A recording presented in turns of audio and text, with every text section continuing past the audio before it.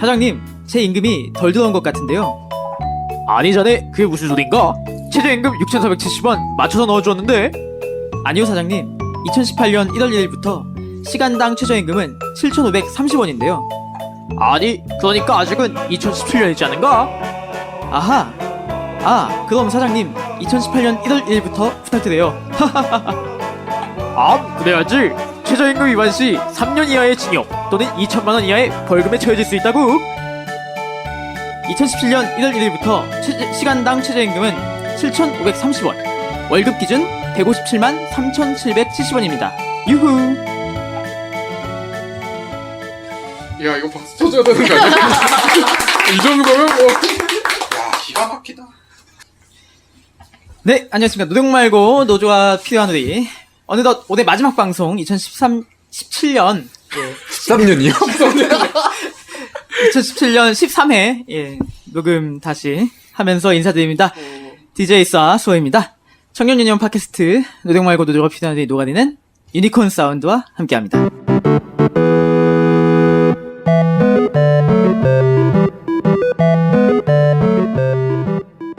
안녕하세요, 포고페이스님. 네, 안녕하세요. 뭐 연기자 하셔도 되겠어? 그새 또 일주일이 훅 갔는데. 연기를 아주 잘하시네. 네, 연기와 같이 사라지는 것으로. 예. 네, 그새 저희 청년 유니온 팟캐스트 많은 분들이 댓글도 달아주셨어요. 지난주에 이어서 2017년 돌아보기 리플레이 2017 트랙 2 들어가기 앞서서 댓글 한번 읽어보고 시작하면 좋을 것 같아요. 예.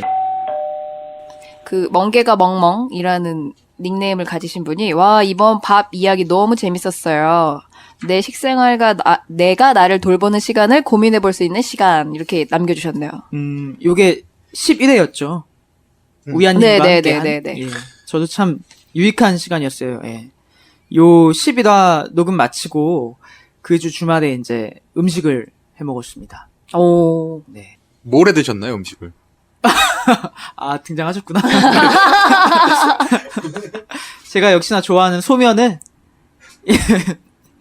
그 어머님께서 겨울 동치미, 예, 동치미를 담가주셔가지고 동치미에 이렇게 또 말아가지고 후룩했습니다. 예. 겨울에 또 동치미죠. 예. 그거 베란다에다 내놓으면 밤새 살얼음이 살짝 얼거든요. 그걸 살살 깨가지고 이렇게 딱 넣어 먹으면 살얼음을 살살 껴서. 아주 살얼음 녹죠, 그럼. 예. 네, 다음으로 KHU0605님께서 10화 듣고 편집하는 청아님의 대단함을 느꼈습니다. 무슨 예, 청아님 역시 제작진 특집. 네, 제작진 특집이었죠. 예. 어떤 의미죠, 이게? 잘했다. 고생 많다. 고생이 많다, 이런 거죠. 수고했다. 응원의 메시지 아닐까요? 예. 하이데어님이라는 닉네임 가지신 분이 점점 재밌어져서 이젠 진짜 기대돼요. 근데 계속 듣다 보니 숨소리가 크게 녹음된 듯? 요거 아마 범인 지난주 걸 들으시고 아마 예.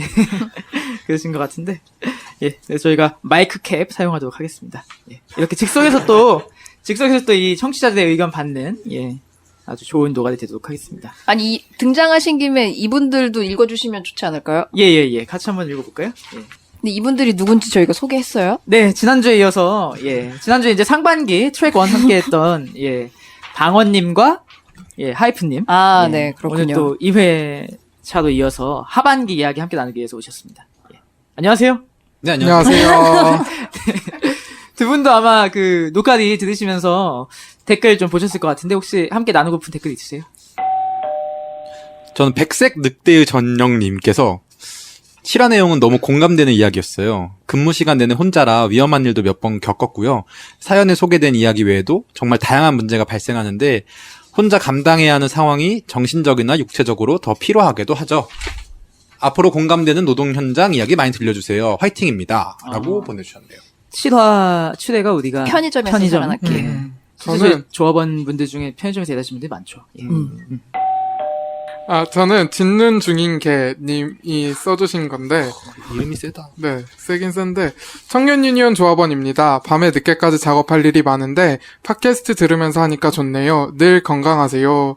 라고 했는데, 약간 팟캐스트나 라디오는 항상 작업할 때나 일할 때 밤에 많이 들으니까 아주 좋은 역할을 하고 계신 것 같네요. 노가리. 노동요 대신에 노가리. 예, 좋네요. 노동요 대신에 근데 우리 조합원분들의 닉네임을 보니까 닉네임이 좀 다 세네요. 무서워. 늑대, 개, 뭐, 멍멍. 멍게멍멍. 예. 하이데어는 무슨 뜻이야? 하이데거 인사. 하이데거 뭐 이런 거. 하이데어 인사. 아니. 하이데거는 그 철학자죠. 네. 예. 예, 하이데어. 예. 거기 안녕? 예. 그런 예. 철학자까지 나왔어. 맞지 않아요? 맞아요. 예. 옛날 그 노래도 제가 있었어요. 알기로는 실존주의 철학자. 네, 옛날 아니, 도덕책에서 옛날 예. 네, 그러면은 리플레이 2017 트랙 2 뽑기적으로 시작하도록 하겠습니다. 7월 네, 7월은 우리 방원님의 생일이 있는 다시 한번 감사합니다. 축하드립니다. 한겨울에 여름에 생일 축하합니다. 이날 그러네요. 이 7월에 겹경사가 경사람의 경사가 있었네요. 2018년 최저임금 시급이 얼마나 결정되었죠? 7,530원이죠. 네, 무려 7,530원. 앞자리가 바뀌었습니다. 앞자리가. 몇 프로 오른 거죠? 2018년도 최저임금 인상률은 16.4%입니다. 박수 한번 치고 넘어가 박수. 네, 이게 무려 16.4%. 오. 16.4%의 인상률이라고 하네요. 네. 아주 큰 선물 받으셨네요. 제 생일 선물이죠. 네, 우리 본의아니게 또 분명히 우리 방원님 아주 큰 네. 생일 선물 받으셨네요. 삐 해주세요. 네. 이게 올해 최저임금이 단순히 이제 금액이 좀 크게 오른 것도 의미가 있지만 저희 청년 유니온으로서도 굉장히 의미 있는. 그렇죠. 저희 청년 유니온이 이제 지난 2015년부터 들어가서 최저임금 위원회에 결정하는 최저임금 위원회 들어가지고 활동을 시작하고 3년차 마지막 해인데 그 마지막 해에 또 이렇게 큰 인상폭 금액으로 치면 역대 최대 액수라고 하고 저는 금액도 금액인데 그 이번에 좀 의미가 있었다고 생각했던 게 뭐였냐면 좀 제대로 사회적으로 좀 논쟁에 붙었던 것 같아요. 그 최저임금을 가지고 그 전까지는 약간 소모적인 사실 맞아. 논쟁이었거든요. 그러니까 이게 뭐 얼마를 올리네 마네 약간 요런 논쟁이었다면 이번엔 아예 이것을 대폭 인상하는 것이 사회적으로 바람직한가 아니냐 약간 요런 차원의 논쟁이었던 것 같아서 되게 좋았다 이런 소감입니다. 그렇죠. 이번에는 되게 이를테면 그러니까 인상을 원하는 측이든 인상을 원하지 않는 측이든 진짜 대놓고 할 이야기들 많이 한 것 같아요. 어떤 논쟁이 좀 기억에 남으세요?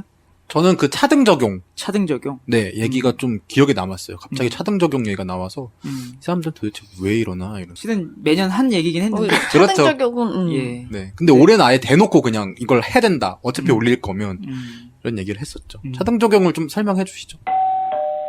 차등 적용은 이제 업종별 차등 적용을 이제 올해 얘기했는데 갑자기 들어가려는 게 또 당황스럽긴 하지만. 그러니까 그 기본적인 논리는 그거죠. 일이 쉬운 일이 있고 어려운 일이 있다. 덜 받을 일과 더 받을 일이 있다. 이렇게 나눠버린 거죠. 그래서 사실 아주 간단하게는 사실 직업의 귀천을 나눠버린 것이고, 이게 뭐 지역별 혹은 업종별 뭐 이렇게 차등 적용 얘기가 나왔었는데 사실 맞아요. 누구든 맞아야 돼. 일한 만큼 누가 맞아야 되죠? 그걸 말하는 사람들이 맞아. 여기 또 태영 찬성 부활론자 이렇게 나오셨네요. 또. 항상 저희가 오늘도 태영 또 나오는 건가요? 태영 볼기짝을 그냥. 난 지금 무슨 얘기 하나 했어. 태영 얘기를 하길래 난. 태형을 볼기짝을 때리나요? 엉덩이 때리는 거 아닌가요? 엉덩이를 볼기짝이라고 합니다. 엉덩이가 볼기 아니에요? 볼딱인 줄 알았어. 볼딱이랑 똑같은 말이야? 볼딱이랑 똑같은 말이야? 이게 볼기 이게 볼기짝 여기가 엉덩이고요. 여기 엉덩이 여기가 볼기예요. 이 정확합니다. 여기는 엉덩이, 여기는 볼기. 둔부. 맞아. 아 진짜예요. 그래서 볼기를 때려면 여길 때리는 거예요. 이렇게 여길 때리는 게 아니고. 준말이 아니었어? 볼딱이의 준말이 아니야? 네. 죄송합니다. 제가 아직 배움이 모자라서. 가방끈이 짧아요. 둔부라고 하고요. 그쵸, 예. 화제를 전환하려고. 질문해도 돼요? 예, 질문하셔야 내년에도 청류 들어갈 가능성이 있나요? 아, 이건 또 정치적인 정치적인 질문인데요. 아, 이건 이게- 또. 알 이렇게 수 포부 없습니다. 포부 밝혀주셔도 되는데. 알 수 없습니다.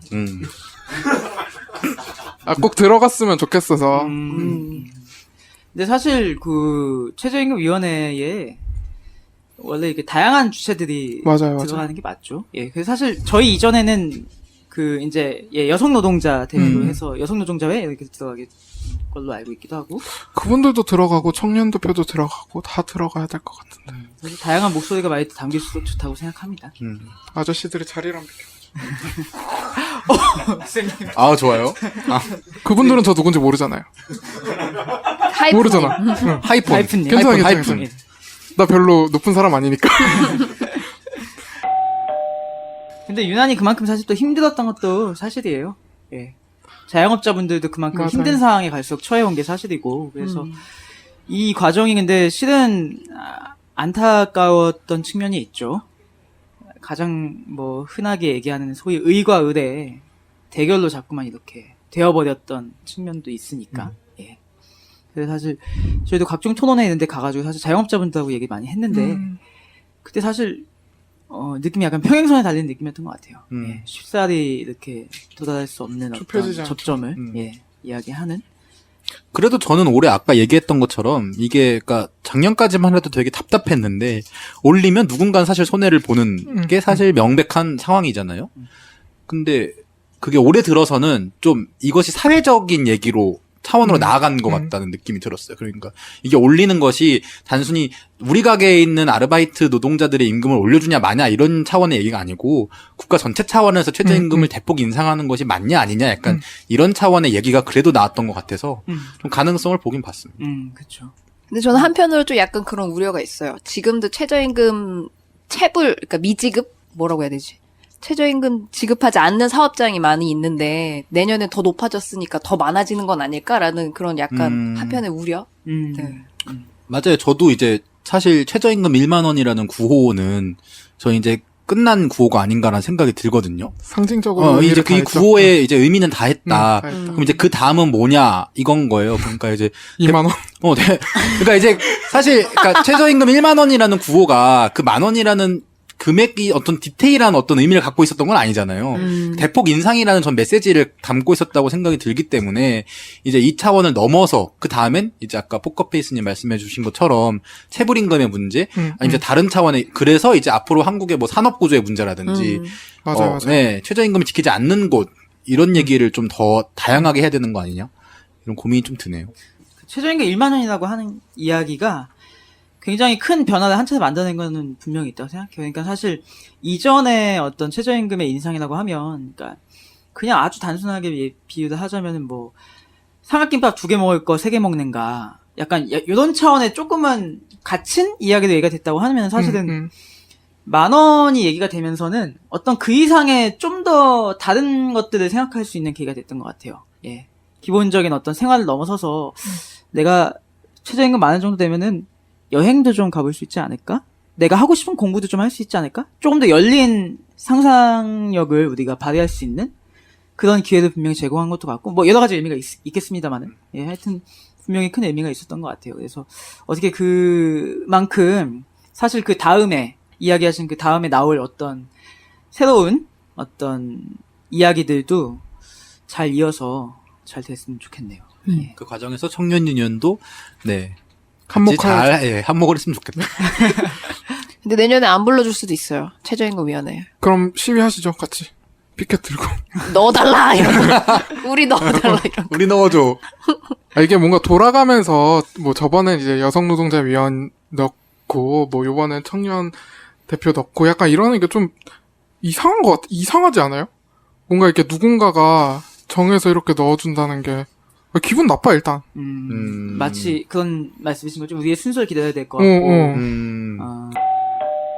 네, 어쨌든 청년 유니온은 일단 지금에 있어서는 임기가 끝났지만, 예, 또 그만큼 3년의 기간 동안에 많은 의미가 있었고, 이를테면 저희가 3년 동안, 그러니까 이를테면 3년이 한 번의 임기인 건데, 그 임기 중에 앞자리를 2번 바꾼 최초의 그거라고 하더라고요. 예, 임기 위원들. 엄청나네요. 그래서 또 5,000원에서 시작해서 6,000원 찍고 7,000원까지. 그쵸. 성과제라고 이상하네. 하면 다음번에 또 들어갈 수 있는 거 아닙니까? 성과제요? 2번이나 바꿨는데. 성과주의 위험합니다. 그런 얘기 하시면 안 돼요. 그렇게 최저임금이 결정되고, 또 이어서 저희가 청년의회, 서울시 청년의회 함께 치러냈네요. 갈아 넣었죠, 영혼을. 정말 청년의회. 청년의회 하면서, 우리 또, 방원님께서 큰 또, 공을 세우셨죠. 예, 공을 세우셨죠. 예. 그 이야기 한번 들어볼까요? 예. 청년의회, 네. 아까 얘기했던 이제 올해 사건을 꼽으라면 이렇게 같이 서울 청년정책 네트워크 활동하면서 저번 주. 저번 주에 이제 또 저희 청년유니온 기획팀장님과 함께 같이 이제 실제로 이 정책이 내 삶에 어떻게 가닿았나 이런 것도 같이 얘기해 볼 수 있는 자리였고, 그래서 행정에서 나를 어떻게 바라보고 있으며 우리는 무엇을 바꿀 수 있는가 이런 고민들을 또 많이 할 수 있었죠. 또 저희 10회 때 나왔던 그 강냉이님 또 함께 했었습니다. 네, 거기서 아주 진짜 기가 막히는 슬로건이 나왔었죠. 강냉님 장난 아니었죠. 예, 저는 취업률이 아닙니다. 나는 취업률이 아닙니다. 나는 취업률이 아닙니다. 네. 나는 강냉이입니다.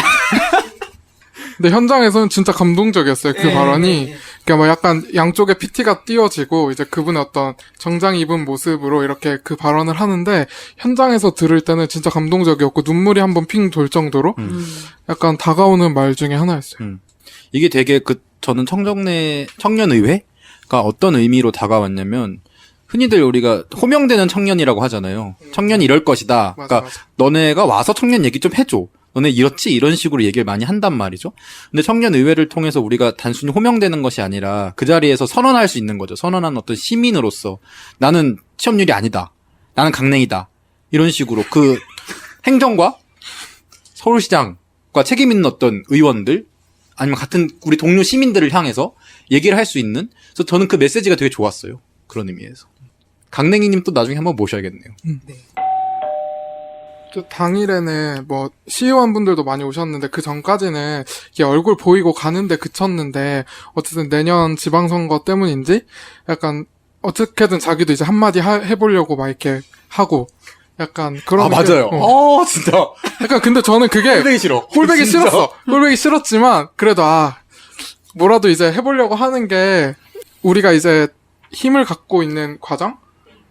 우리의 목소리에 힘이 실리는 과정이지 않았나? 그쵸, 시작이 반이죠. 그리고 그날 너무 더웠어요. 비도 너무 많이 오고. 비 왔어요, 그날. 예, 비 왔어요. 진짜 맞아요. 막 스콜처럼 비가 너무 많이 와가지고. 제가 비를 어떻게 막았냐면 신발을 벗었어요. 그러니까 신발이 젖기가 너무 싫어가지고 왜냐면 한 8시간 정도 사람들이랑 같이 있어야 되는데 신발이 너무 젖기가 싫어가지고 버스에서 내리자마자 신발을 벗고 의회까지 걸어갔어요. 맨발로. 맨발로. 저도 슬리퍼 신고 의회 갔어요. 그래서 제가 비가 가면서 너무 많이 왔어. 그래도 시의회를 가는데 이렇게 슬리퍼를 신고 가도 되나? 내가 봤을 때 됐었을 것 아, 같아. 근데 많더라고요. 제가 처음인 줄 알았는데 아니라고. 그 시의회 앞에 공사장에서 맞아. 거기에요. 제가 예, 벗은 데가. 흙탕물이 막 쏟아져가지고 폭포 같았어. 예, 마치. 예. 계곡처럼. 그게 기억이 나네요. 또 추우니까 비가 그립네요. 또 날이 추워지니까. 8월 지난 8월이었죠. 8월 16일. 부산시 의회에서 한 부산시 의원이 부산에서도 이제 그 청년 수당 서울시에서 하고 있는 청년 활동 지원 사업과 비슷한 개념의 부산 청년 디딤돌 카드 사업을 진행하기 위해서 시에서 이제 이 논의하는 자리가 있었는데 그 자리에서 모 부산시 의원이 이제 망언을 해가지고 부산 청년들이 뭐라고 할 필요 있나요? 당시 이제 조정화 의원이죠. 부산시 의회 조정화 의원이 이 청년 디딤돌 카드에 대해서 극소수의 청년을 대상으로 하는 청년 정책을 놓고 청년 시대의 무분별한 포퓰리즘적인 정책이다. 포퓰리즘. 포퓰리즘이라는 말이 참 자주 쓰이네요. 청년들의 어떤 지원 사업에 있어서. 한국에서 가장 이제 오염된 단어 2개 꼽으라면 저는 이제 포퓰리즘이랑 자유주의를 꼽겠습니다. 좋다. 자유주의 좋다. 포퓰리즘. 그냥 막 쓰는 막 거죠. 써. 그냥 막 자기 하고 갖다 싶은 붙이면 갖다 쓰는 거야 포퓰리즘이지. 그냥. 대하기 싫은 거 꼴 보기 싫은 포퓰리즘이야. 돈 쓰면 포퓰리즘. 응. 세금 쓰면 포퓰리즘이지. 그쵸. 이 3회에서 또 저희 같이 나왔던 덕이 네네네. 그때 이 사건 듣고 엄청 분노해가지고 맞아요. 열변을 토했던 궁금하신 분들 3회 다시 듣게 하시면 네. 나옵니다. 자세한 얘기. 네. 또 편의점 패스트푸드점에서 아르바이트하는 청년들보다 공무원 시험 준비하는 청년들에게 더 지원을 해야 된다. 아니, 뭐 이렇게 나누나 자꾸. 왜 이렇게 다 나눠? 다 똑같은데.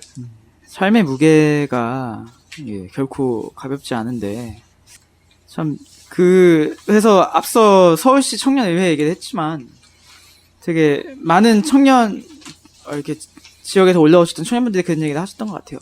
서울시처럼 이렇게 창구가 있으면 좋겠다. 지역은 아직 좀 이런 창구가 부족하다. 아쉬움을 많이 얘기하셨던 것 같아요. 근데 저는 그 청년의회 그 장면 자체도 중요한데 그 장면 멋있잖아요. 의회 가가지고 탁 앞에 연단 나서 나는 취업률이 아니다. 나는 강냉이다. 이런 얘기 딱 하는데 사실 그게 중요하기보다는 저는 그 과정상에서 우리가 어떤 얘기를 나누고 어떤 고민을 나누고 그 과정이 사실 더 중요하고 값진 거거든요. 의회 안 해도 돼요. 그냥 우리끼리 어떤 그런 의회는 해야 해야 돼. 되나요? 저도 의회는 해야 된다고 의회는 해야지. 생각합니다. 그럼 또 제가 빠르게 사과를 해요. 의회는 해야 되는 걸로.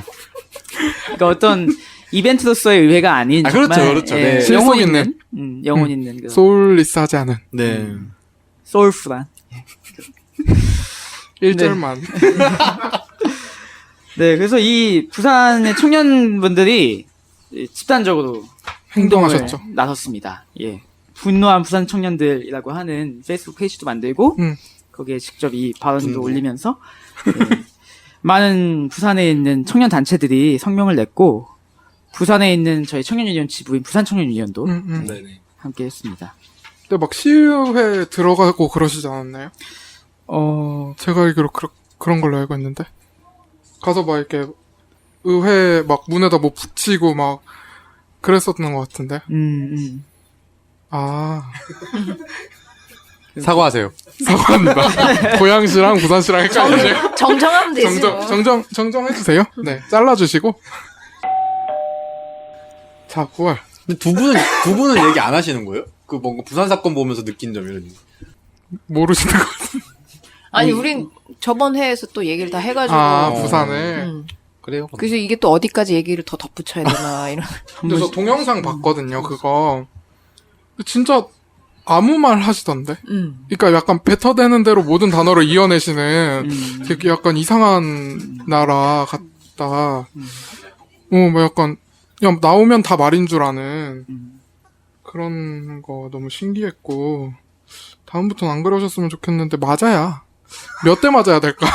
이런 거 같이 토론하고 고민해보면서. 아니 그 시의원이 자기를 뽑아준 시민들을 그렇게 못 믿나요? 나는 그것도 너무 웃긴 것 같아. 그러니까 맞아야지. 그 청년 문제를 바라보는 시각 자체가 너무 우리랑 너무 안 맞는 거죠. 너무 옛날스러운 그냥 어른의 그 나이 많으신 분의 입장에서만 생각하다 보니까. 청년수당도 늘 공격 들어오는 게 그걸로 모텔 가면 어떡할 거냐. 뭐 치킨 사 먹으면 어떡할 거냐. 맨날 그 얘기하는 거 아닙니까? 근데 솔직히 치킨 정도는 괜찮지 않아? 아 저는 모텔도 모르겠어요. 아니 근데 약간 그렇게 이제 공격할 때 나는 그런 생각도 하는데 공부를 좀 했으면 좋겠는 거예요. 되게 새로운 어떤 논리, 근거, 막 약간 이런 것들이 나오면 막 약간 이렇게 해서 막 약간 공부도 우리 쪽도 할 텐데, 막 그러니까 우리도 할 텐데 그런 공부를 안 하고 그냥 맨날 포퓰리즘, 뭐 맨날 치킨, 맨날 모텔, 맨날 현금, 뭐 이런 얘기만 하니까 사실 뭐라고 대꾸해야 될지도 모르겠어. 대꾸를 한두 번 한 게 아닌데 뭐 여기저기서 막 대꾸를 다 했는데 얼마나 더 해야 되나.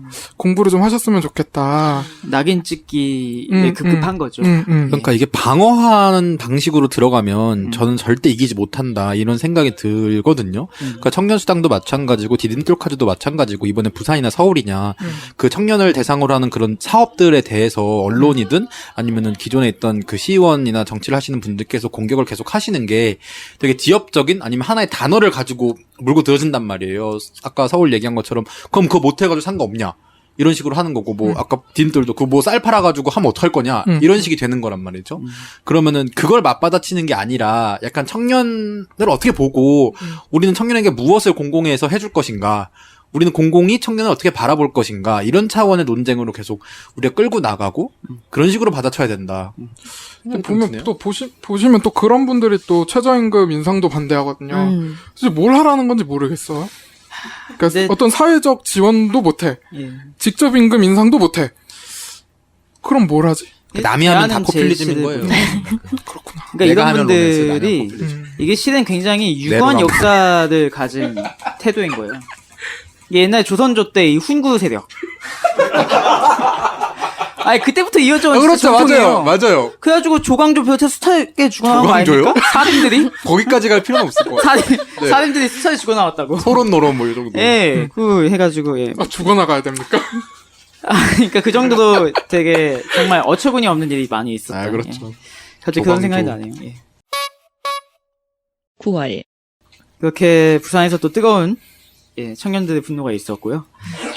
이어서 9월에 저희가 청년 유니온이 이제 본격적으로 예, 새 정부가 출범을 하고 이제는 이제 지방 차원을 넘어서 이제 좀 전국적이고 이 한국 전체적인 차원에서 우리나라 전체적인 차원에서 청년 그 정책이 제대로 입안되고 시행되어야 한다. 이래가지고 청년 기본법을 제정하기 위한 본격적인 활동에 돌입을 했습니다. 아, 그렇죠.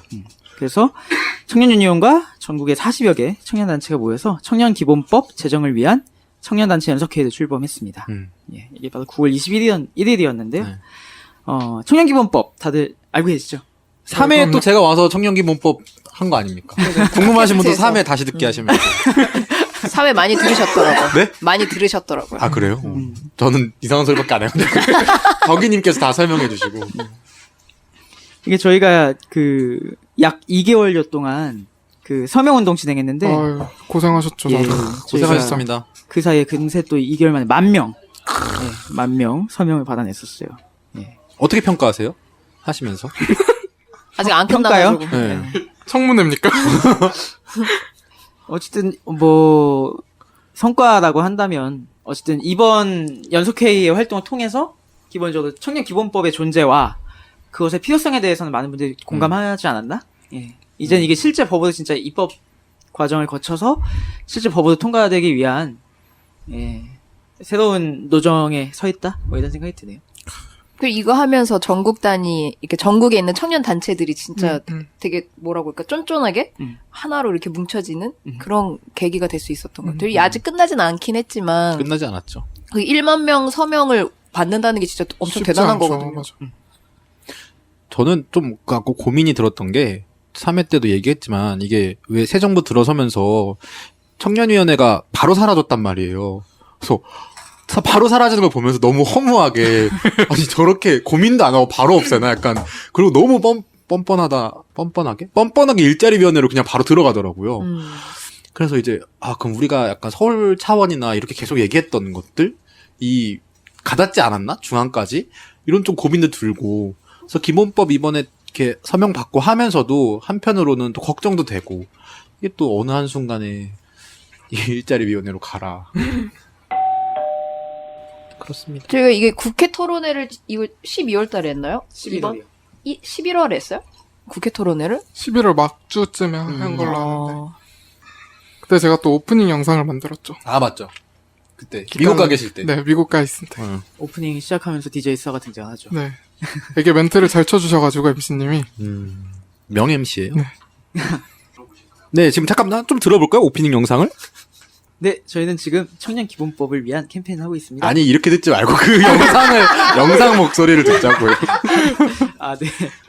자, 팟캐스트 링크 걸어줄 수 있지 않나요? 유튜브에 있으니까 한번 걸어주시면 네. MC님의 어떤 모습을 볼 수 있을 것 같아요. 네. 저희가 이 청년 기본법 하면서 저는 그런 생각이 들어요.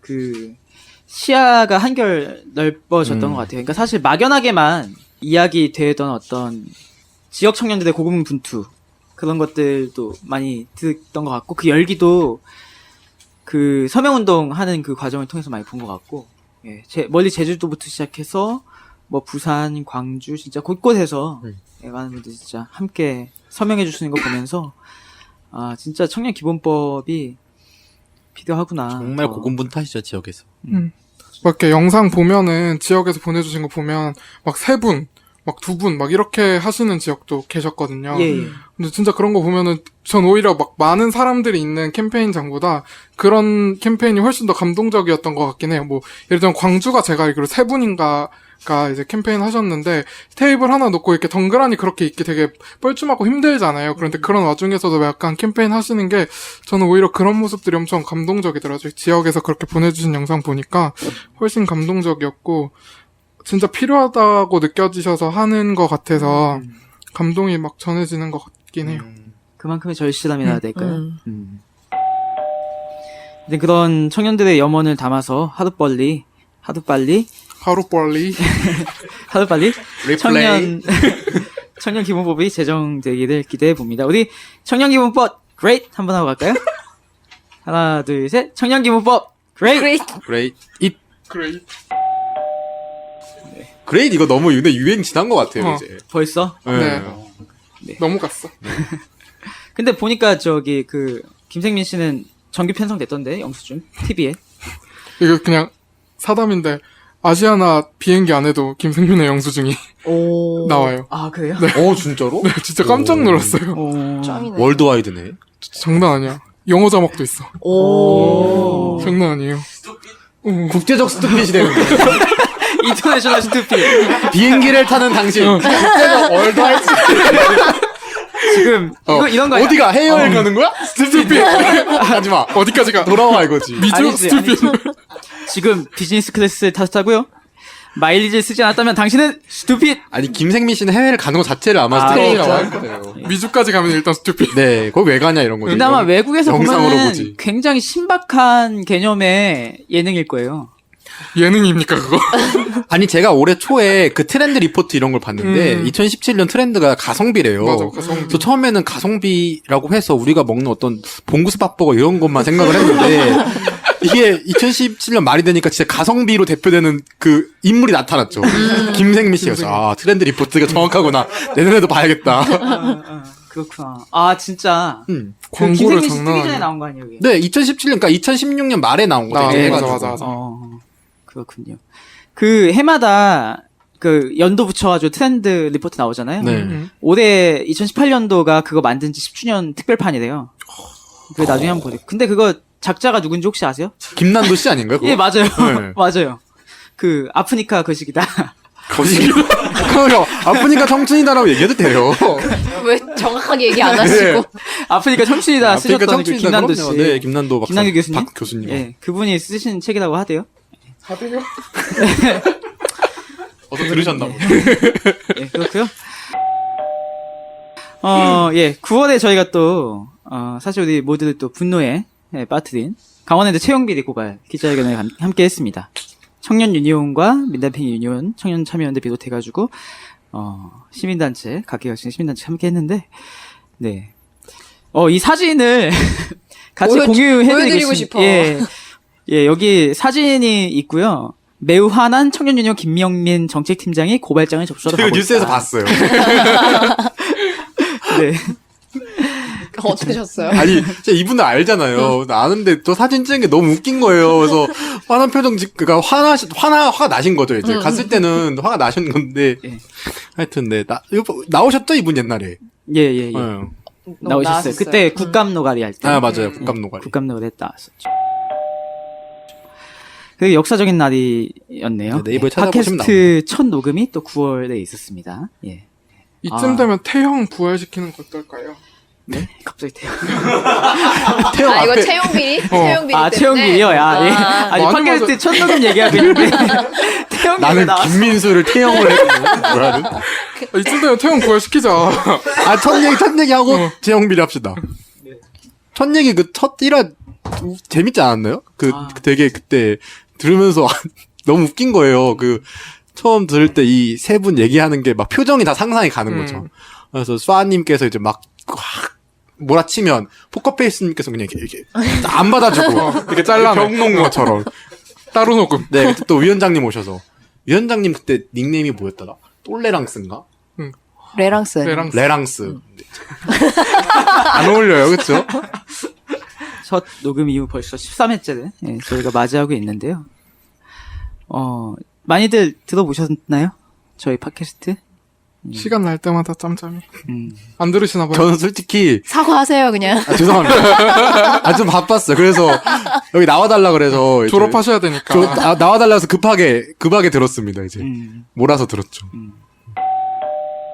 두 분 첫 녹음 때 어떠셨어요? 궁금하긴 해요.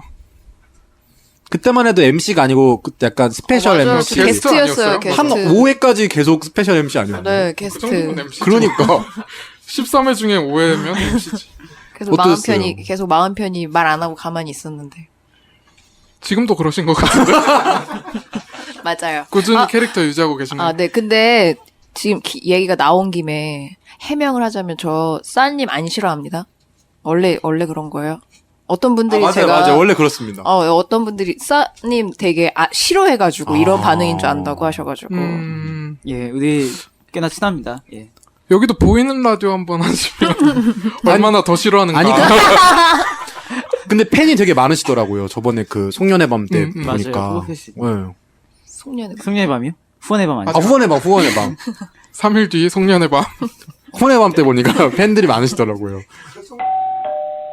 첫 녹음 때 어땠냐고 물으신다면 기억이 잘 안 나요. 첫 녹음. 별 말씀 안 하셔서. 이거 왜 하지? 이런 생각 계속 하고 있었던 것 같은데. 조합원분들 들으셨습니까? 지금 왜 하는지 모르겠다고. 첫 녹음 때. 저는 이게 진짜 이렇게 방송으로 나갈까 되게 긴가민가 했어요. 예. 예, 되게 정신없이. 예. 되게 그때는 뭐 오프닝도 한 대여섯 번 읽었던 것 같고 맞아요. 근데 이게 어려웠어요. 첫 녹음의 웃음 포인트라면 두 MC가 너무 안 맞았다는 거죠. 그게 웃음 포인트였죠. 들으면서 계속 상상가는. 왜 이 둘이 했을까? 계속. 맞아. 왜 이 둘이 이거를 생각지도 못한 조합? 약간 짝패 맞아요. 같은 거 짝패. 짝패요? 오케이. 네. 넘어가. 넘어가. 태영. 수수 안 돼요. 태영 갈까, 태영? 넘어가. 예, 그렇게 팟캐스트 녹음 다음 날이 우리 하이프님의 생일이었어요. 아, 제 생일이었나요, 그 뒤에? 와, 축하합니다. 감사합니다. 저희가 생일 선물을 하루 먼저 드렸네요. 팟캐스트 첫 방송. 뭘 이렇게 자꾸 생일 선물이라고, 최저임금도 생일 선물이라고 그러고. 거기서 내 얘기 한마디라도 했어? 하루 땡겨 맞은. 정말 죄송해요. 아니, 분노할 수 있어요. 갑자기 화가 분노하실 수 나네. 있어요. 네, 또 이렇게 화가 많은 캐릭터라. 생일날 뭐 하셨어요? 아마 전날 놀고 생일 훗날 놀았던 것 갑자기 기억이 또 떠오르신 건가요? 원래 그렇게 놀 생각이 없었는데, 그, 우얀님하고, 여기 사무국장님하고 같이 고기를 먹었네요, 생각해보니까. 고기 먹고 되게 비싼 바 가서 술 먹었던 기억이 나요. 너무 좋겠다. 셋이서 그렇게 막, 홍대를 활보하며, 술과 고기. 술과 고기를. 놓칠 수 없죠, 술과 고기. 저희 채용비리 얘기 끝났나요? 내가 태영 부활시켜야 된다고 그냥 말했잖아. 저 마빈 박사님 사진만 보고 있는 넘어간 거 아니에요? 태영 부활시켜야 돼요, 여러분. 강원랜드 채용비리 소식 접하시고 화 많이 나셨죠? 그럼요. 생각해보니까 우리 이거 강원랜드 이거 채용비리 얘기하면서 태영 얘기도 이때 얘기했었던 거 아니에요? 맞아요, 그때 처음 나왔습니다. 그래요? 네. 뺏긴 건 아니지만 어쨌든 태영 부활시키게. 오늘 주제가 태영인가요? 그래서 태영 얘기가 나와서. 근데 강원랜드 사건은 이제 분노를 넘어서 약간 탄식? 헛웃음. 진짜 여기까지 이 정도야? 약간 이런. 그쵸. 비율이 분노. 너무 높았어. 네. 100%잖아요. 맞아요. 응. 너무 당황스러워가지고 난 오타난 줄 알았어요. 점이 잘못 찍혔나? 이게 진짜 그럴 정도의 숫자 아니었어요? 저는 점을 잘못 찍혔나 진짜 순간 오해했고 그리고 처음부터 그렇게 읽지 않았고 점을 앞으로 당겨서 읽었어요. 제 자체적으로. 그랬는데 뉴스에서 자꾸 점이 뒤에가 있더라고요. 이게 참. 저는 지난번에 이어서 이제 저희 어머니 등장하시는 또 어머니한테 또 이 사건을 물어봤었어요. 같이 보면서. 왜냐면은 저는 이제 채용 비리의 당사자고 저희 어머니의 세대는 그 채용 비리를 해달라고 요구한 그 세대인 거잖아요. 그러니까 각자 느끼는 게 다를 것 같은 거예요. 그러니까 저는 그러니까 이런 거지. 그러니까 어머니가 요청하신 건 아니고. 아니, 그렇죠. 우리 엄마가 요청한 게 아니고, 우리 엄마가 요청했으면, 우리 엄마가 요청했으면 저는 지금 강원랜드 가 있겠죠. 근데 그게 아니고, 이제 이런 거죠. 어머니의 세대 누군가가, 동일 세대. 동일 세대 누군가가, 이제, 우리 했을 애들 것이다. 좀 채용시켜달라, 이렇게 요구를 한 세대고, 저희는 이제 채용을 당한 세대인 거잖아요. 우린 그래서. 그렇죠. 아니지만 그렇죠. 저는 아닙니다. 저도 아닙니다. 네, 하여튼, 이제 그런 의미가 어떠냐 그랬더니, 되게 허무하대요. 그러니까 그걸 보면서, 그러니까, 허무하다는 거예요. 그러니까 저희가 받아들이는 건 약간 느낌이 다르시더라고요. 그러면서 내가 좀 힘이 있었으면, 아, 그러니까 막 이런 비슷하구나. 식으로 얘기를 하시는 부모님은 거예요. 그런 식으로 많이 어. 받아들이시죠. 저희 네. 엄마도 미안하다고 했었거든요. 그래서 엄마가 왜 미안해? 그랬더니, 그러니까 나도 엄마 미안해. 갑자기 씁쓸해지네. 또 미안해. 이제 엄마 동생 지금 할머니 그러니까는 가족 사고 하셨네요. 거의. 우리는 글쎄요. 뭐 그러니까 되게 한참 우리나라가 발전하던 때에는 인맥도 하나의 능력이다 이렇게 평가받던 때도 있었잖아요. 약간 그런 연장선이 아닐까 이런 생각도 좀 드네요. 그러니까 지금은 우리가 사실은 이제는 뭐 공정한 어떤 채용이나 이런 거에 대해서 얘기 많이 하지만 사실 그때에는 어떤 공정성에 대한 것보다는 누가 뭐랄까 더 빨리 잘 살 수 있나 이런 걸 또 고민하던. 저는 그러니까 이 사건을 보면서 딱 그때 느낀 게 있어요. 그러니까 저희 어머니가 저한테 미안하다고 한 거는 내가 지금 어떤 사회적인 권력이나 힘이 없기 때문에 너를 채용시켜주지 못해서 미안해라고 한 거고, 맞아. 제가 만약에 이제 그 세대가 됐을 때 미안해를 한다면 내가 아직까지도 이걸 제대로 바꾸지 못해서 미안해. 이 얘기를 좀 하고 싶다? 해야 될 것 같다. 이런 고민이 들었거든요. 그러니까 엄마를 비난하는 게 아니고 우리가 이제 그런 세대가 되면 그런 책임 의식을 가지고 함께 싸워야 된다. 많이 미안하셨나 네, 봐요. 엄마 미안해. 이 방송을 빌어서 어머니께 한마디. 저희 엄마 어머니가 이거 들으시거든요. 아 진짜? 저번에 들으셨더라고요. 깜짝 놀랐어요. 말 조심해야 됩니다. 엄마 미안해. 엄마가 어디 가서 자기 에피소드 너무 팔고 다니지 말라고. 많이 파시잖아요. 너무 많이 여기저기 곳곳에서. 너무 많이 팔았어요. 이게 그러니까 우리 부모님과 우리가 사실 이렇게 불편한 마음이나 미안한 마음을 가져야 될 게 실은 아닌 거죠. 그런 수단을 활용한 그들이 사실은 정확하게 처벌받고 다시는 이런 일이 대표되지 않도록 잘 모르겠어요. 미안해야 할 사람들이 미안해야 하는. 그렇죠. 그러니까 자기 인맥까지는 존중해주고 싶은데 부모님 인맥까지는 약간 존중이 되지 않아. 화가 나는 또. 난 여기 들어간 사람들도 어떤 생각으로 들어갔을지가 너무 궁금해요. 정당하다고 생각하지 않았을까? 그러니까 자기가 몰랐을 수도 부모님이 있어. 누군가가 몰랐던 사람도 그렇게 있었죠. 모르고 그게 가능할까요? 있어. 난 가능할 것 같아. 부모님이 말 안 하면 모르는 거잖아. 얘기 안 하면 그냥 강원에다 써봐라 이렇게. 그냥 지원해봐라 이렇게. 했을 왜냐면 수도 있죠. 여기저기 써보라는 부모님들은 꽤 계시니까. 그렇다면 이제 사과를 드리고 여러분 미안해. 다음에 출연하실 때는 닉네임을 사과로 애플 이렇게 하셔가지고 내년에. 협찬 들어오면 좋겠다. 아니 저는 근데 다 몰랐을 거라고 생각 안 해요. 아 그렇죠. 네, 물론 분명히 그렇죠. 알았을 알고 하는 겁니다. 사람들이 있을 거예요. 네. 그럼 미안해 취소. 네. 10월 그렇게 9월이 지나고 사실 10월은 저희가 여러 가지로 뭐가 비어 있네요 지금. 10월에 뭐 하셨어요? 가을 방학. 가을 방학. 가을방학. 노래 듣고 온다고요? 네, 그래서 어느덧 10월에 접어들었죠. 10월에는 저희가 빠르네요. 안녕하세요. 청년주간이 또 네. 있었어요. 또 두 번째 영혼을 갈아 넣었다. 또 주간 하시면 할 말이 많으시죠. 또 많죠, 여기. 많죠. 네. 청년주간이 이제 청년의회 활동을 비롯해서 서울시 청년정책 네트워크에서 하는 다양한 활동들을 시민과 함께 공유하고 알리는 네. 그런 자리. 요번에는 또 더불어 다른 이제 전국에서 활동하는 전국의 청년들까지 모여서 같이 이제 무교로를 채웠던 시간인데 아주 할 말이 많습니다. 어떻게 시작해야 될까요? 시작해보시죠, 방언님. 그때 부스 뭐 하셨어요, 두 분? 부스 같은 거 운영하셨어요? 저는 이제 그 서울 청년정책 네트워크에서 일자리 분과 활동을 했죠. 그래서 이제 일자리 팀 부스를 해서 뱅쇼를 만들었습니다. 뱅쇼를 만드는 게 다가 아니고요. 이제 뱅쇼를 가장 자랑하고 싶어서 먼저 얘기를 한 거고, 각자의 어떤 저희가 했던 활동들 공유하고 저희가 1년 동안 한 해 동안 이런 활동들을 했습니다. 이런 것들을 시민들과 함께 공유하고 자신들이 생각했던 일의 의미 이런 걸 좀 듣고 적어보는 그런 시간들을 가졌죠. 강냉이님이나 이제 다른 분들과 함께. 저는 홍보 디자인 팀이었었어가지고 한 추석 전날부터 시작해서 전주부터 시작해서 약간 한 달 조금 넘게 같이 이제 일을 했고 디자인 일들부터 시작해서 막 홍보 영상 뭐 이런 거 기획하고 시나리오 쓰고 이런 일들 하고 당일에는 저희가 어쨌든 항상 이제 핫한 청년주간 굿즈를 나눠주는 부스를 했습니다. 아니 그래서 그 청년주간 배지가 있거든요. 네. 그 두 가지 타입의 배지를.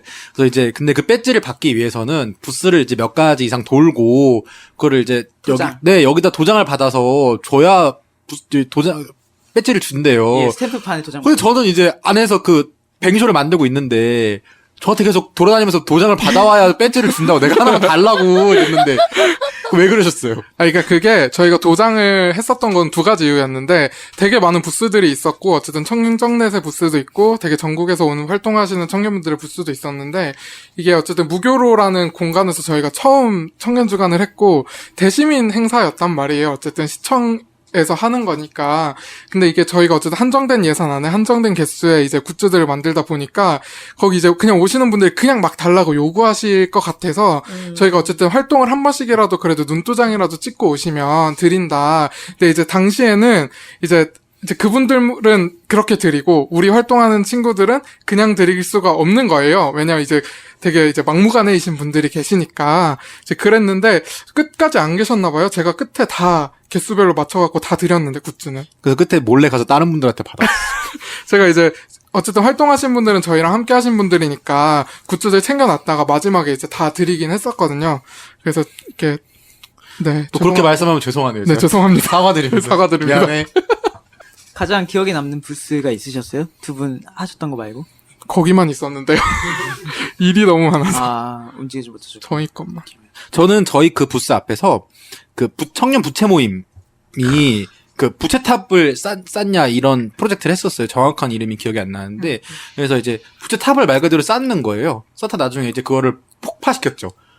폭발하는 게 이제 어떤 그 네. 폭탄을 사용한 폭발하기보다는 이제 그것을 무너뜨리고 퍼포먼스를 네 퍼포먼스를 했었는데 그 퍼포먼스가 되게 강렬해서 인상. 야마가타 트윅스터님께서 오셔가지고. 네 맞아요. 돈만 하는 저지. 네, 돈만 하는 저지. 노래 제목입니다 이게. 그게 이제 사람들이 지나가시는 행인분들이 뭐 학자금 대출이나 빚을 얼마나 갖고 있냐에 따라서 부채탑을 계속 쌓았어요. 근데 그 쌓인 만큼이 거의 그냥 제가 느끼기에는 한 3, 4m 정도 됐었던 것 같아요. 그걸 또 어떻게 쌓았는지도 모르겠어.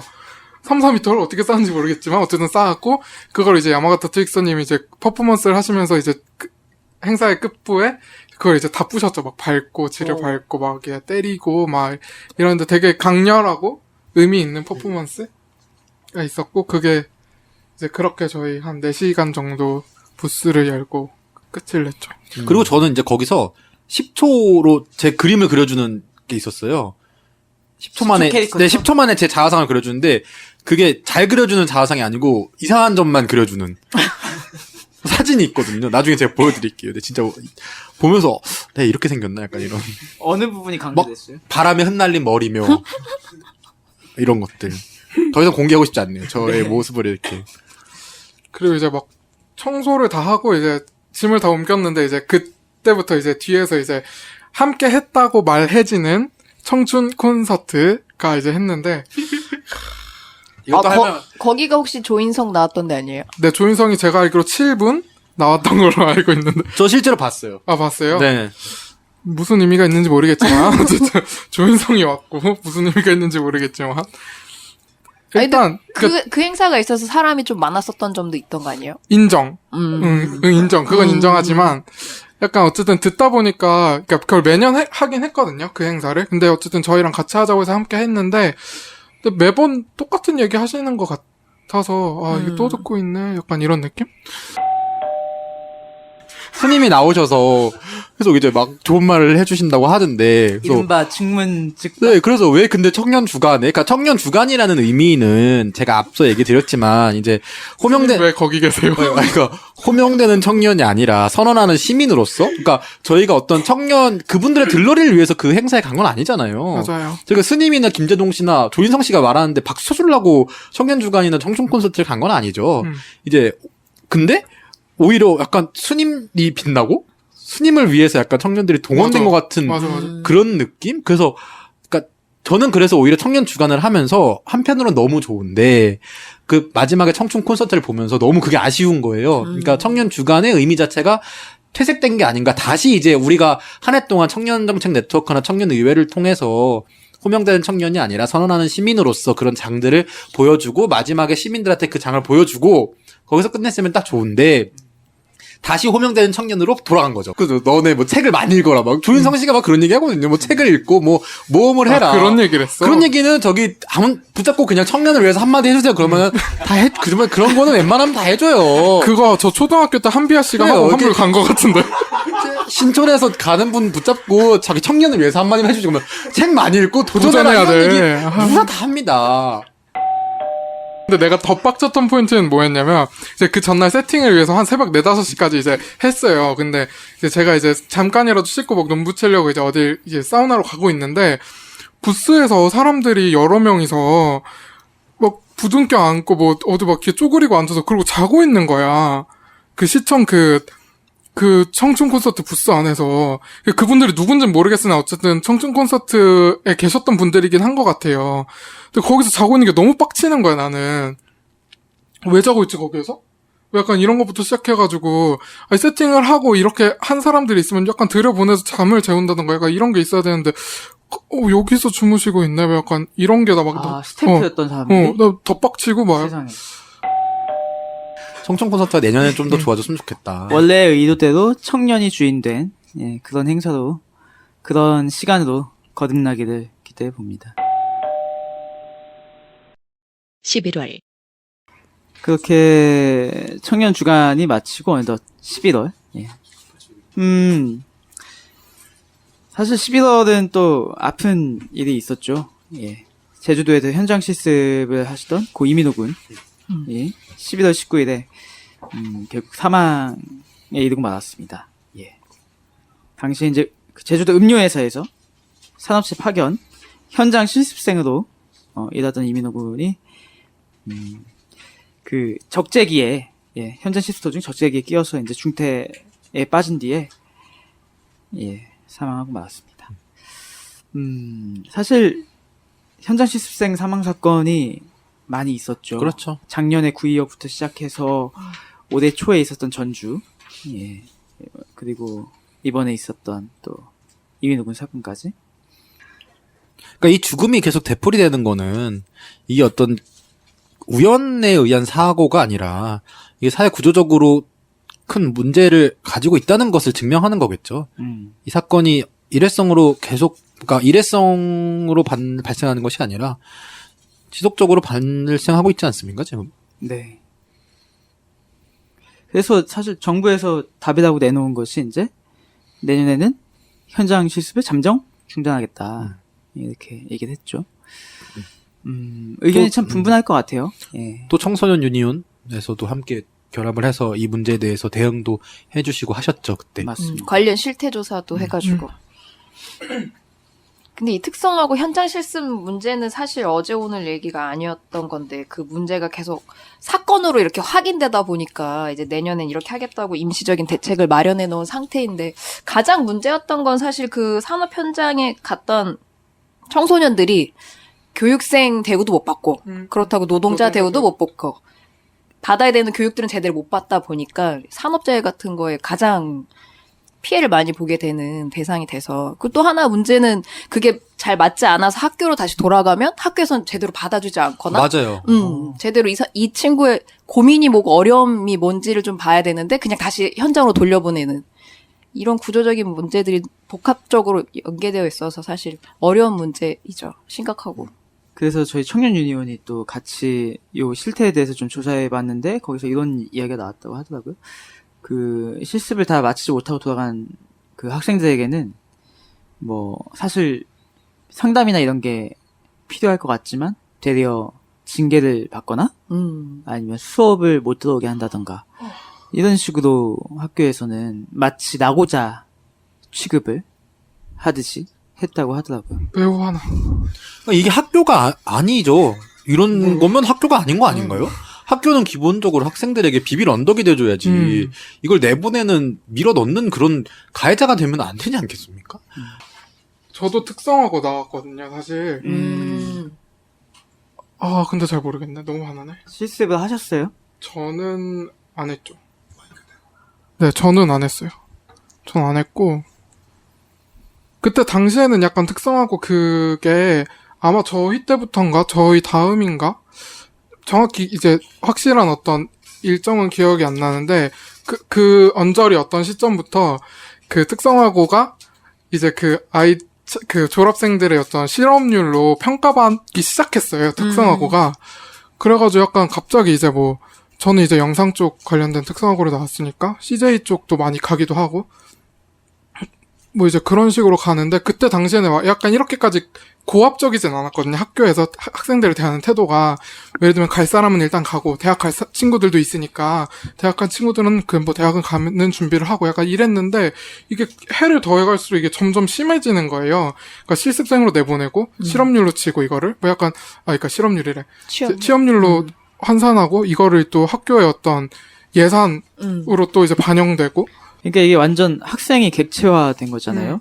학교에서는 실업률이라는 이름으로, 업체에서는 값싼 어떤 노동력으로, 노동력도 아닌 것처럼 마치 그렇게 그 사이에서 끼어버린 학생들은 이렇게 목숨을 잃고 있었고, 참.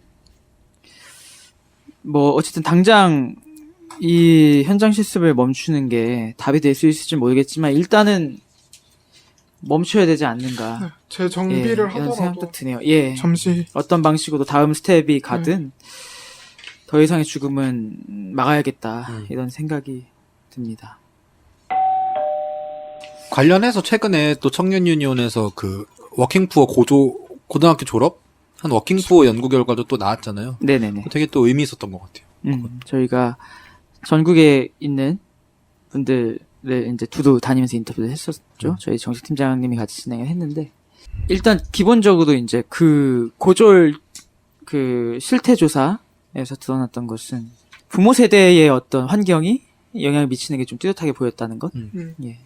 그런 것. 그 다음에 분명히 그 학력에 따라서 엄연히 임금 격차와 일할 수 있는 환경의 차이가 분명히 존재한다는 것. 예, 이런 것들. 그러니까 제 친구가 고등학교 마이스터고를 나와서 지금 전기 설비 업계에서 이제 일을 하고 있는데, 얼마 전에 그 친구랑 이제 맥주를 한 잔 마셨는데, 이 친구가 막 분통을 터트리는 거예요. 그러니까 정부나 아니면 이제 공공기관에서 맨날 실업률, 취업대책 이런 걸 내놓는데, 그건 실질적으로 자기가 보기에는 대졸자를 중심으로 한 대책인 것 같다. 그러면서 나는 고등학교 졸업하자마자 바로 현장에 뛰어 들어가라고 밀려 들어가서 거기서 돈 받고 계속 일하고 조직 문화도 안 좋고 그러니까 회사도 안 좋고 뭔가 이런 식을 계속 겪으면서도 내가 함부로 빠져나오지 못하고, 그렇지만 나는 취업자로 잡히잖아요. 그 고등학교를 졸업해서 이제 간 친구가 그러면서 자기는 항상 내가 봤을 때는 나도 중요한 어떤 시민인데 왜 항상 다른 어떤 취업 정책이 나와는 약간 동떨어진 것 같다는 얘기를 막 그때 하더라고요. 그래서 이번에 그 워킹푸어 고졸 그 결과 그거 되게 의미 있게 봤었어요. 그리고 마이스터고는 제가 알기로 대학도 못 가지 않나요? 졸업 후 2년까지는 제가 알기로 대학을 가지 못하는 걸로 알고 있는데, 무슨 제한이 있을 거예요. 네. 무조건 취업을 해야 되는? 무조건 취업을 해야 되는 걸로 알고 있거든요. 그러니까 멈추고 그러니까 자신이 멈추고 내 어떤 진로나 내가 지금 가고 있는 길을 다시 돌아보고 반추해 볼 수 있는 기회가 좀 적은 거 아닌가 이런 생각이 들어요. 그러니까 고등학교 졸업하고 이분들은 바로 이제 취업 현장으로 뛰어 들어가야 되는 거죠. 학교에서도 밀고 사회에서도 미는 그런 상황이니까. 그러니까 뭔가 중학교 때 결정한 한 길을 나라에서 다 만들어 놓고, 그러니까 그 결정한 길로만 가야 되는 거예요. 특성화 고등학교라는 길이 있고, 뭐 예를 들면 그냥 인문 계열 길이 있고, 마이스터 고등학교 길이 있고 그럼 이제 그렇게 맞춰서 가야 되기만 해야 되는 그러니까 내가 중간 선택권이 너무 없는 그런 것 같아서 약간 속상하기도 하고 그래서 그런 일이 자꾸 벌어지는 거 아닌가 싶기도 하고 앞으로는 그런 안타까운 죽음이 없는 그런 방향으로 개선돼서 이어지기를 희망해 봅니다. 11월에 또 저희가 시즌 올해가 세월호 3주기였죠. 세월호 3주기 4월이 4월에 세월호 3주기가 있었고 그 뒤에 이제 11월에 사회적 참사 진상규명 특별법이 제정이 됐습니다. 올해가 3주기였는데 뭐 기본적으로 이제 유족분들도 어쨌든 이제 특별법이 제정이 되면서 다시 이기 특조위가 설립이 되고 활동을 이어나갈 텐데 저는 그런 생각이 드네요. 그 생존해 있는 그 또래 친구들 그 친구들은 지난 촛불부터 쭉 보면서 어땠을까? 이런 생각이 좀 들어요. 예. 어쨌든 살아있지 못한 친구들은 그 변화를 보지 못했지만 그 변화를 함께 했던 드들이 또 있으니까 그 친구들은 그 떠나보낸 친구들을 떠올리면서 이 변화를 보면서 어떤 마음이 들었을까? 뭐 이런 생각이 좀 드네요. 무슨 말을 해야 될지 잘 모르겠긴 한데 그냥 그 사건이 있던 당일에 저는 진주였나? 근처에 있었어요.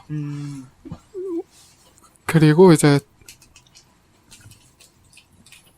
아침에 이제 차를 타고 차 안에서 이제 관광버스 안에서 그 뉴스를 봤는데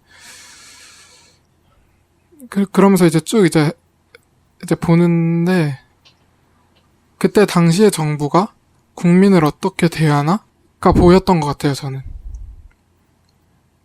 우리를 뭐라고 생각했었을까 그들이 그런 게 되게 단편적으로 그냥 너무나도 여실히 드러났던 거였던 것 같고 그리고 그걸 접하자마자 사실 저는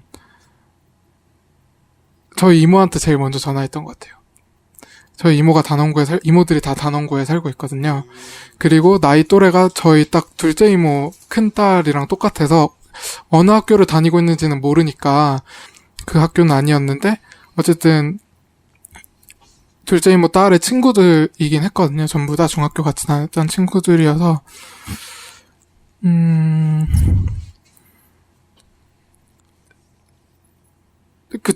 그 이모의 딸한테도 되게 큰 충격이었던 것 같아요. 옆집 살던 중학교 때 같이 다니던 친구가 하루 만에 돌아오지 못한다는 건 굉장히 큰 충격이었던 것 같고 되게 쉽게 그 얘기를 하지 못하는 것도 사실인 것 같고 그런 것 같아요. 그러니까 저는 그 이번에 그 사회적 참사법 통과된 것 그것을 어떻게 보냐 이렇게 생각한다면 세월호는 그러니까 정권이 바뀌고 책임자가 처벌받고 이런 문제도 물론 있고 하지만 저한테는 어떤 의미로 다가왔었냐면 이게 어떤 정치화된 사건으로서 우리가 승리한 경험이라는 느낌이 전 좀 셌어요. 제가 이 사건을 이후에 삼풍백화점 그 생존자들의 그 이야기를 담은 그 생존 집을 책을 읽어봤는데 그때 거기서 한 생존자 가족분께서 이런 얘기 희생자 가족분께서 이런 얘기를 하셨더라고요. 그때 당시에 우리가 모여서 좀 우리끼리 이 문제를 싸워봤으면 그 당시 정부와 근데 그때도 똑같은 비난이 있었대요. 유가족들이 유기족 막 왜 귀족이냐 막 이런 얘기하고 왜 정치적으로 막 정치질하냐 데모하냐 이런 비난을 막 받았는데 이게 그 당시에는 그분들은 그게 되게 내가 그럼 잘못하고 있나? 우리가 하는 게 옳지 않은 방법인가? 이런 고민을 많이 하셨대요. 그러면서 이제 그럼 우리가 개인적으로 이 문제를 해결하자 하고 흩어진 거죠.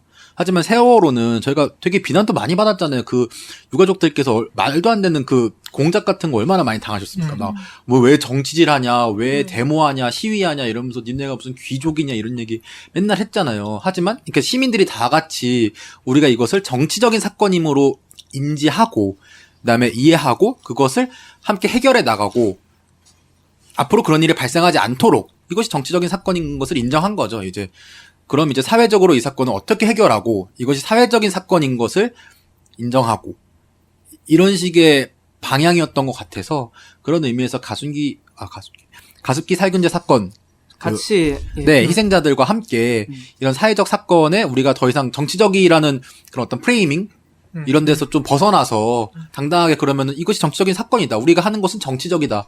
이런 것을 인정하고 싸워서 승리한 경험이었다고 저는 그렇게 평가해요. 3주기 사실 그러니까 몇 주기냐 이게 더 이상 중요한 것 같진 않아요. 예. 이제 그러니까 뭐 횟수를 따지는 그런 차원이 아니라 우리 각자한테 남아 있는 상처처럼 흉터처럼 계속 이렇게 남아 있는 거잖아요. 이게 그러니까 지워지지 않은. 이건 이제 같이 품어 안고 예. 그러니까 이거 어떤 지우거나 뭐 해결하고 끝내버리는 그런 게 아니고 이거 품어 안고 같이 이것을 넘어서서 아픔을 넘어서서 다시는 이런 일이 되풀이되지 않는 그런 방향으로까지 나아갈 수 있는 이기 특조위 활동 특별법의 작용이 있었으면 합니다. 네. 덧붙여도 돼요? 네.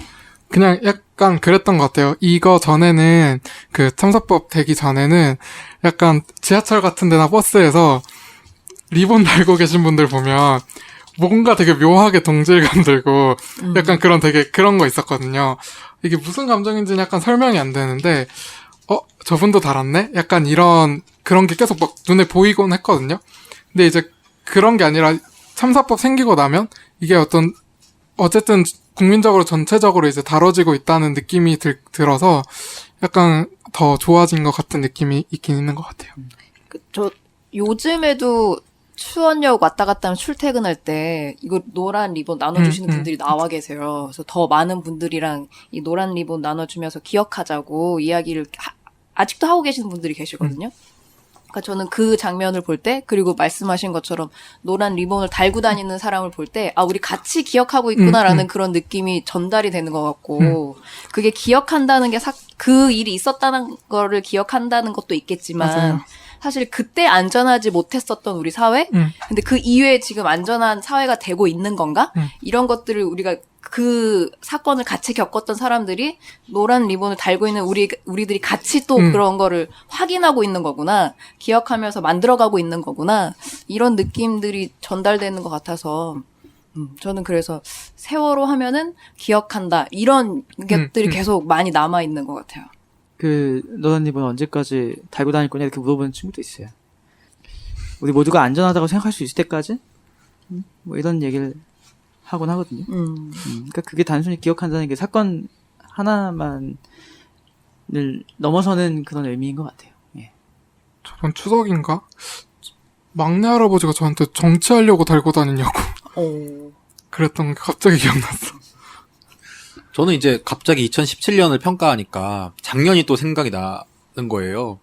작년 한 해 동안 저희가 얼마나 암울한 암흑기를 보는 암흑기며 그 추운 계절을 보내지 않았습니까? 맞아. 그 추운 계절 함께 이제 우리가 어떤 시민으로서 아까 얘기했던 그 노란 리본 그 딩표처럼 확인하면서 버틴 거죠. 이제. 어쨌든 특별법이 국회를 통과했다니 아주 좋네요. 네. 통과됐다. 앞으로의 특조의 활약을 기대해 보겠습니다.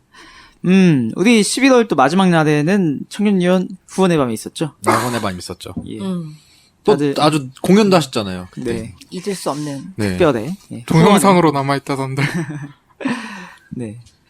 또 한 번 들으시죠. 또 한 번 들으시죠. 이 팟캐스트를 빌어서 감사의 말씀을 좀 전해야 될 것 같아요. 예.